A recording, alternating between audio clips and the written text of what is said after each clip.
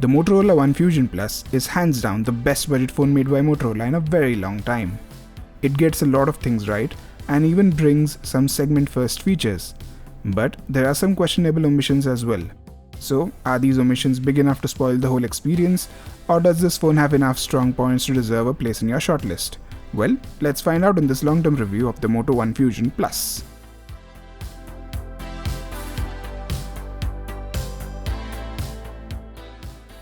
One thing is for sure, this is definitely the most unique phone in terms of design under 20k right now, especially in this white variant.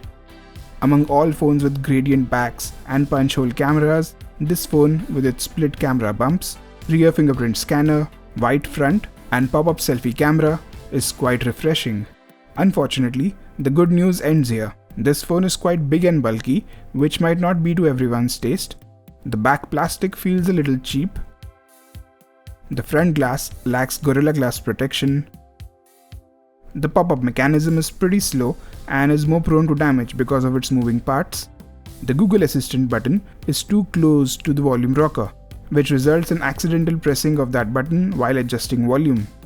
And finally, the SIM tray lacks a dedicated microSD slot, but fortunately, it does have a rubber gasket to prevent water from entering the phone. It is obviously not IP rated, but it should survive some water splashes or light rain without any problem.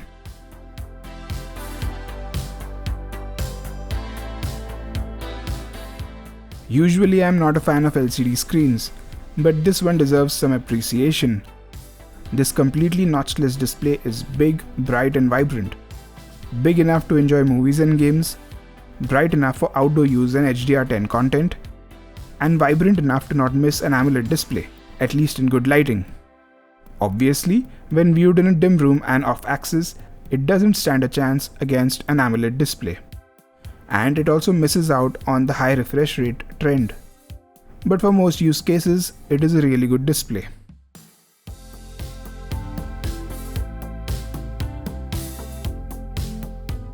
Audio is another strong aspect of this phone.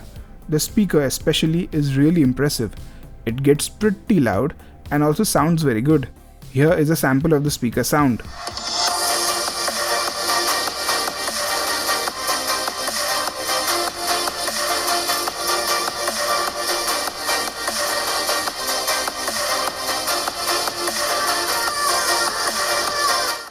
Even the 3.5mm audio jack delivers good sound output. The earpiece, however, wasn't as loud as I would like, so it might be difficult to hear in noisy environment.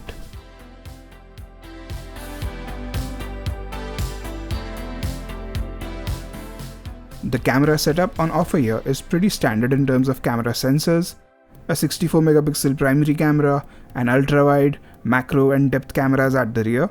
The front pop-up camera is also a decent 16 megapixel unit. Coming to actual image quality, it is a mixed bag. While the primary camera produces natural colors and sharp details, the ultra-wide camera is pretty unimpressive. The HDR performance, while decent, is not as impressive as the competition. The macro camera, on the other hand, produces sharp results thanks to its 5 megapixel resolution. The front camera also does a decent job, but nothing too impressive. The night mode is also okay. It brightens up the image but sacrifices the fine detail. You need to get a good Gcam mod for this phone to extract the best results from this camera setup. In terms of video, you can record in 4K at 30 fps and that too with electronic image stabilization, which is great. So overall, it's a decent camera setup, but you'll need Gcam to make this camera reach its full potential.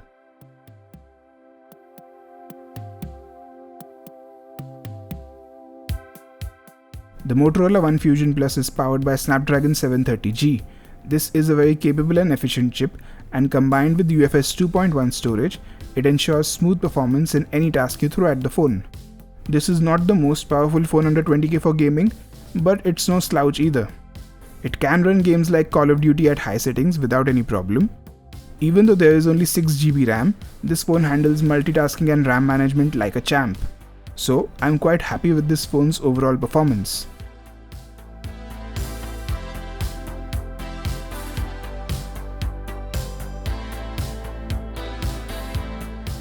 The software experience of this phone is undoubtedly the most impressive aspect of this phone.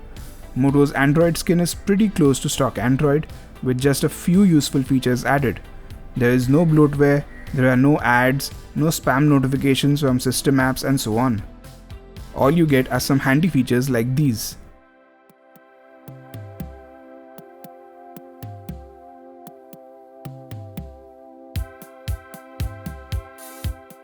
However, I must clarify, this is not an Android One phone, so don't expect great long-term software support.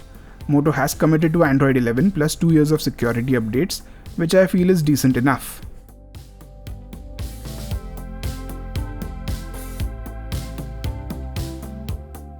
This phone packs in a pretty hefty 5000 mAh battery, and the battery life it delivers is incredible. I managed to get over 9 hours of screen on time with heavy use, and with light use, this phone lasted almost 3 days, which is just crazy. However, charging this phone is not a pleasant experience, especially when the competition provides 65 watts of super fast charging, while the Moto phone is still stuck at 18 watts. It takes 2.5 hours to charge this phone from 0 to 100%, which is just too slow by today's standards.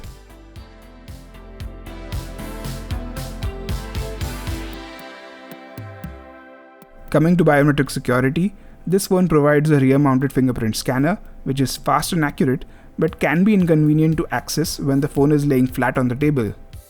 Unsurprisingly, there is no face unlock system, as the pop-up mechanism is too slow for such things. One thing worth appreciating though is the haptic feedback. It gives this phone a premium feel.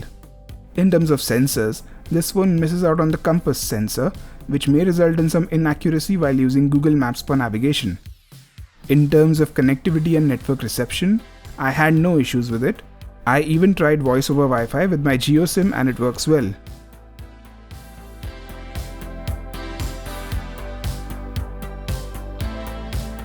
Alright, conclusion time. This phone gets a lot right. The list of positives is pretty long. However, these negatives, even though minor in comparison, will have an impact on daily usability. Still, if clean software experience, notchless display, and long-lasting battery is your priority, this is the phone for you. That's the end of the review. Hope you enjoyed it. Please like, comment and share this video, and subscribe to the channel for such awesome tech reviews. Thanks for watching.